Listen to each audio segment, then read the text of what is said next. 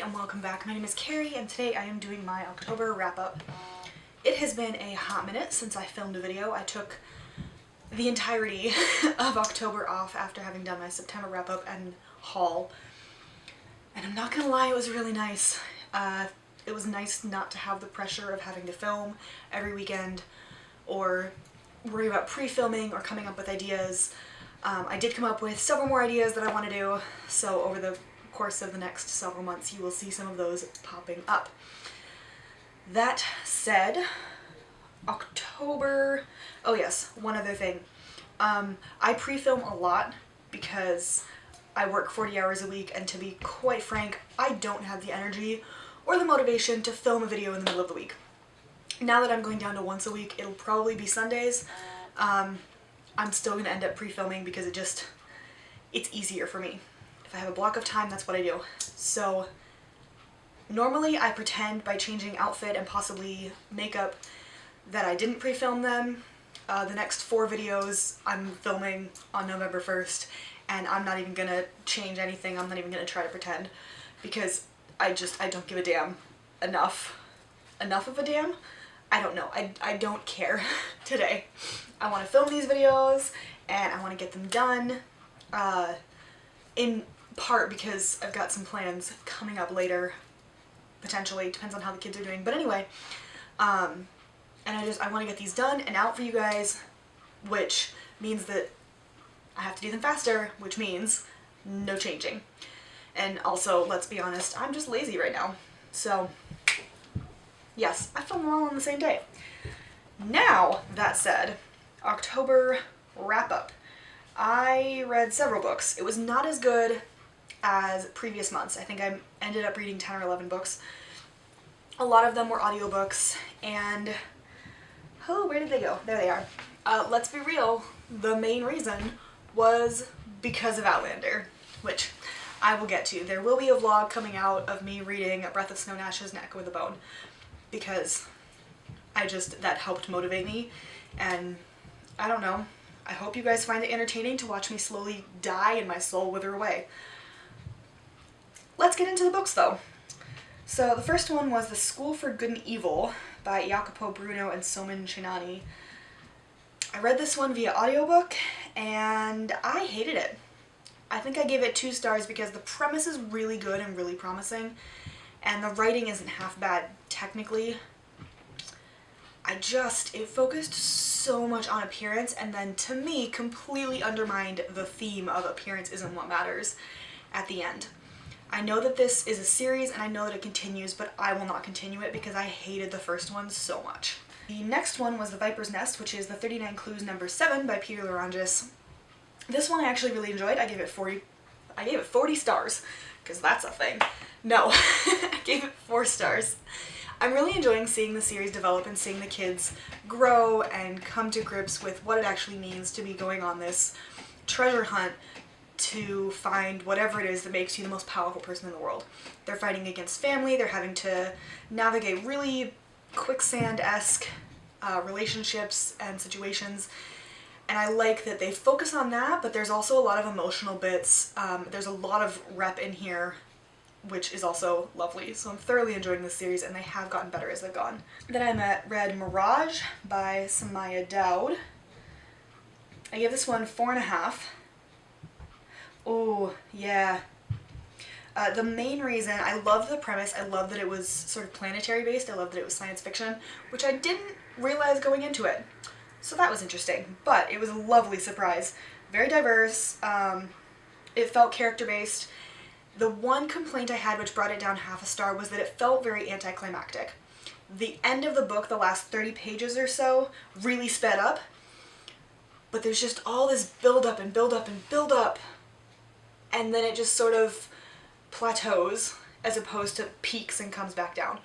So that was a bit disappointing, but I still really enjoyed the book. Then I read I Bring Up the Bodies by Hilary Mantel. This is the second in the Wolf Hall series. And I think I gave this one a 3 star. Let's see, 4. I gave it 4. I enjoyed it more. I liked seeing Cromwell, become a lot stronger. And I liked seeing the relationships develop between various different people in his life. I like seeing the transition of time through Cromwell's eyes. I think in the first one you didn't get the feel of Cromwell as much, whereas in this one I definitely got more of a feel for him as a man. Next, I read The Gown by Jennifer Robison. This one is a dual perspective following a young woman in Canada in, I want to say 2010, 2016, somewhere in the 2010s. And then you follow her grandmother, as it turns out, in, well, post-World War II. The grandmother becomes a seamstress in the UK and helps work on Elizabeth II's wedding gown. Several centuries apart, and Elizabeth I never got married. Anyway, but the thing with that is that there's a lot of secrecy surrounding her grandmother's life in general before she emigrated to Canada, and so the granddaughter goes to find out what this lace that she has been left in her grandmother's will has to do with her grandmother's life. I really love this story. I loved watching the dual perspectives. I love watching this granddaughter figure it out. I love the emotions in it. It was just really good. I gave it 5 stars. And then I read Little House on the Prairie by Laura Ingalls Wilder. This one I gave, I think, 3.5. It was fun. I do enjoy that they seem to get older and longer, the books, as they go. This one was still pretty young feeling, so I might have given it 3.5. But anyway, it's good. They're traveling, they're emigrating because Wisconsin is getting too crowded. And then I read Winter, which is the 4th and final book in the Lunar Chronicles by Marissa Meyer. I enjoyed this book. Winter is not my favorite, and I recognize that as a series it's combining all of the characters as we go into a group, and I love the group dynamics. I do wish we saw more of Winter though, because it felt more like a group book than a... What is she, Snow White? No. Yes? Yeah, she's Snow White retelling. It felt more like a group book, which is fine, but if you're going to name it after a character, then the titular character should be more prominent. However, that said, I did still give it 4 stars. Oh yes, then I read Etiquette and Espionage, and what is the second one? Yep, Curtsies and Conspiracies by Gail Carriger. These ones I gave both 4 stars. They are a steampunk, fantasy-esque series, and they follow a young woman, Sophronia, on a dirigible, or a zeppelin. It's a flying finishing school, except the finishing school isn't quite normal. They also teach intelligencing, and apparently my mouth has decided not to speak properly. I really enjoy these books. I think they're really fun. It's a very different setting than you normally get, and I love watching the relationships develop between Sophronia and the girls around her and the employees as well. And then the last one I read on audiobook is Alana, the First Adventure by Tamara Pierce. I'm not gonna lie, I get Tanith Lee and Tamara Pierce confused. I read both of them when I was young, and so I was looking for Tanith Lee of the Red Unicorn, and I came across Tamara Pierce on Libby, and I was like, yeah, why not? I remember her name. So I ended up reading this one, and I gave it 4 stars as well. This is about a young girl who doesn't want to be a lady. She doesn't want to go and embroider and gossip all day, so she convinces her brother, who wants to be a wizard and not a knight, to go not dress up as her. She dresses up as a boy and goes to learn to be a warrior, and her brother goes to the convent where he can learn magic and become a great sorcerer, which is what he wants. I enjoyed the trope. I enjoyed watching her figure out how to do that. I also really enjoyed how her becoming... That's not the way I want to put it. I enjoyed seeing how she dealt with the challenges that come with having a period and stuff like that. I enjoyed seeing how people reacted to her throughout the book and at different times, so that was really fun as well. So the first one is Vampires Never Get Old by a whole host of authors. I didn't enjoy the first 2 very much, but then we started really getting into more of what I wanted. I think it was really fun that they kind of almost had discussion sections in between each story. Just, hey, this is the vampire trope that we're turning on its head, because as they point out, vampire stories tend to be old white dudes. And this is taking it and addressing privilege and addressing race and all of disability as well, all of that kind of stuff. So I really enjoyed that. There is a lot of rep in here, LGBTQ, race, disabled people, so I think that was really fun.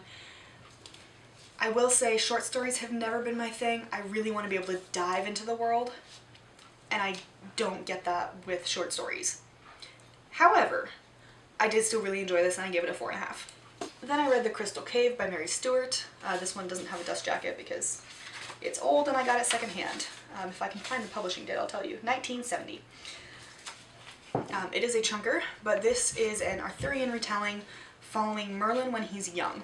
So you follow him as he navigates the politics of Uther's court as a young person when magic is, outlawed.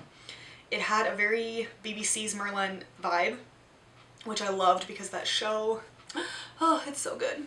But I listened to this one on audiobook through Libby, and I will say I didn't like the audiobook quite as much, but it was a really fun way and a really easy way to get through a thick book. And then the last one, I finished it. People, I finished this fucking book. A Breath of Snow and Ashes.